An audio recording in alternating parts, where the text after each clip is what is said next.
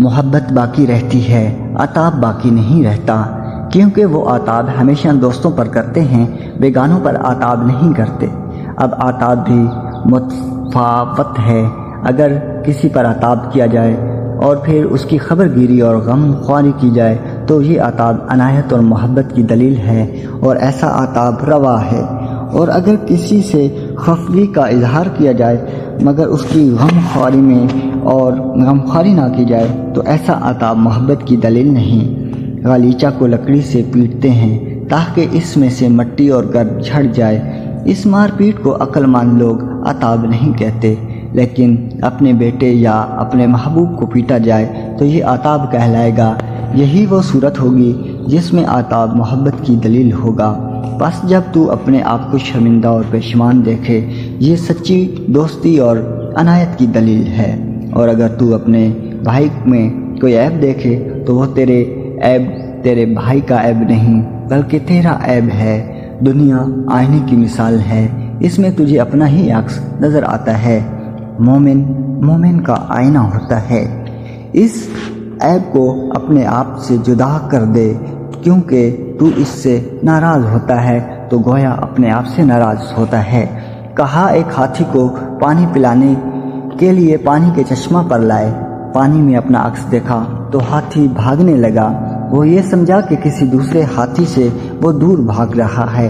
اسے یہ سمجھ نہ آئی کہ وہ خود اپنے آپ سے بھاگا ہے۔ ظلم، بغض، حسد، حرص، بے رحمی اور غرور سے پیدا شدہ تیری بد اخلاقی تجھے تکلیف نہیں دیتی۔ جب یہی کچھ تو دوسروں میں دیکھتا ہے تو بھاگتا ہے اور تجھے تکلیف ہوتی ہے۔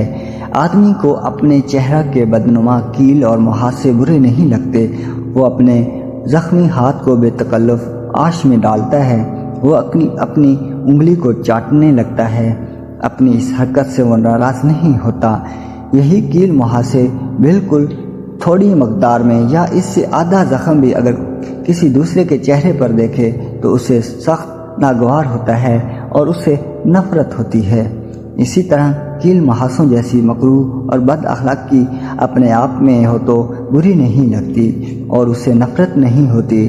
اس کا تھوڑا سا حصہ بھی دوسرے میں نظر آ جائے تو وہ بے حد برا لگتا ہے اور آدمی بیزار ہو جاتا ہے۔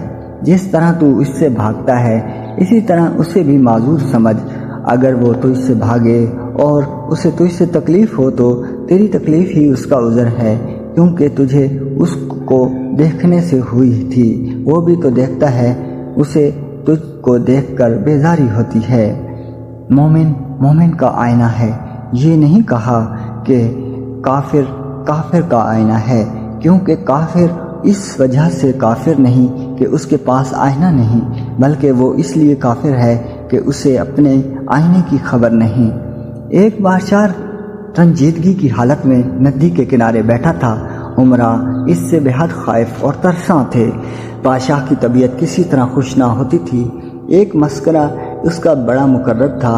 عمراء نے اس کی طرف رجوع کیا کہ اگر تو بادشاہ کو ہنسا دے تو تجھے یہ کچھ دیں گے۔ مسکرہ بادشاہ کے قریب آیا اور بے انتہا کوشش کی، مگر بادشاہ نے اس کی طرف آنکھ اٹھا کر بھی نہ دیکھا۔ اگر بادشاہ ایک نظر بھی دیکھ لیتا تو مسکرہ مضحکہ خیز شکل بنا کر اسے ہنسا دیتا۔ مسکرہ نے پانی میں جھانکا تو بھی بادشاہ نے سر نہ اٹھایا۔ آخر مسکرہ نے کہا، بادشاہ سلامت، پانی میں جھانکیں۔ آخر مسکرہ نے کہا، بادشاہ سلامت، پانی میں آپ کو کیا نظر آیا ہے؟ بادشاہ بولا، میں ایک دیوس کو دیکھ رہا ہوں۔ مسکرہ نے جواب دیا، جہاں پناہ آپ کا یہ غلام بھی اندھا نہیں، بالکل ایسا ہی ہے۔ اگر تو اس میں کوئی بات دیکھتا ہے تو جو تجھے تکلیف دیتی ہے تو آخر وہ بھی اندھا نہیں ہے، وہ بھی وہ سب کچھ دیکھتا ہے جو تو دیکھتا ہے۔ اس کے سامنے دو انا کی گنجائش نہیں، تو انا کہتا ہے اور وہ بھی انا کہتا ہے۔ یا تو اس کے سامنے تو مر جائے یا وہ تیرے سامنے مر جائے، تاکہ دو ہی نہ رہے۔ لیکن یہ کہ وہ مر جائے اس کا امکان نہیں، نہ ظاہر میں نہ باطن میں۔ وہ زندہ ہے، وہ کبھی نہیں مرتا۔ اس میں یہ خوبی ہے کہ اگر ممکن ہوتا تو تیری خاطر وہ ضرور مر جاتا، تاکہ اس کے اور تیرے درمیان سے دوئی اٹھ جاتی۔ اب جب کہ اس کا مرنا ممکن نہیں تو تو مر جا۔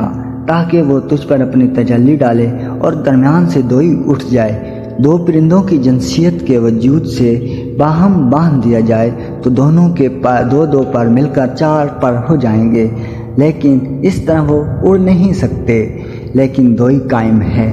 لیکن اگر ایک زندہ پرندہ ہے، دوسرا پرندہ مرا ہوا باندھ دیا جائے تو وہ زندہ پرندہ اس سے بھی لے اڑے گا، کیونکہ دوئی باقی نہ رہی۔ آفتاب کو یہ خوبی حاصل ہے کہ وہ چمگادڑ کی خاطر مر جائے، جبکہ چونکہ یہ ممکن نہیں، اس لیے وہ کہتا ہے کہ اے چمگادڑ، میرا لطف و کرم سب پر ہے، میں چاہتا ہوں کہ تجھ پر بھی احسان کروں، تو مر جا، کیونکہ مر جانا تیرے لیے ممکن ہے، تاکہ تو میرے لیے جلال کے نور سے بہرہ مند ہو، خفاشی سے بہر تو آئے اور قاف قرب کا عنقا بن جائے۔ خدا کے بندوں میں سے ایک بندہ کو یہ قدرت ہوئی کہ اس نے اپنے آپ کو دوست کی خاطر فنا کر دیا۔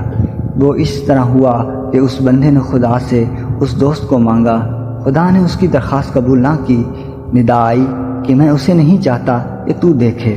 خدا کے اس بندے نے الہاؤ زاری کی اور برابر التجا کرتا رہا کہ اے خدا، تو نے اس کی جو خواہش میرے دل میں پیدا کر دی ہے وہ کسی طرح مجھ سے چھوٹتی نہیں۔ وہ گریہ و زاری کرتا رہا، آخر برگاہ عزتی سے ندا آئی، اگر تو چاہتا ہے کہ تیری یہ خواہش پوری ہو جائے تو اپنا سر فدا کر اور اپنے آپ کو مٹا دے اور باقی نہ رہ اور اس دنیا سے گزر جا۔ اس بندہ خدا نے کہا، اے خدا، میں اس پر راضی ہوں۔ چنانچہ اس نے یہی کہا اور اپنے دوست کی خاطر اپنا سر دے دیا تاکہ اس کا کام بن جائے۔ جب ایک بندے میں یہ خوبی ہو سکتی ہے کہ وہ اپنی ایسی عمر کو جس کا ایک دن تمام دنیا کی اول سے لے کر آخر تک عمر کے برابر ہے فدا کر دے، تو کیا وہ خدا جو ہر احسان اور لطف و کرم کا منبع ہے ایسا نہیں کرے گا؟ لیکن یاد رکھ کہ اس کے لیے فنا ممکن نہیں، بس تو ہی فنا ہو۔ ناظرین کرام، نیکسٹ ویڈیو کے لیے ہمارے چینل کو سبسکرائب کیجیے۔ اللہ نگہبان۔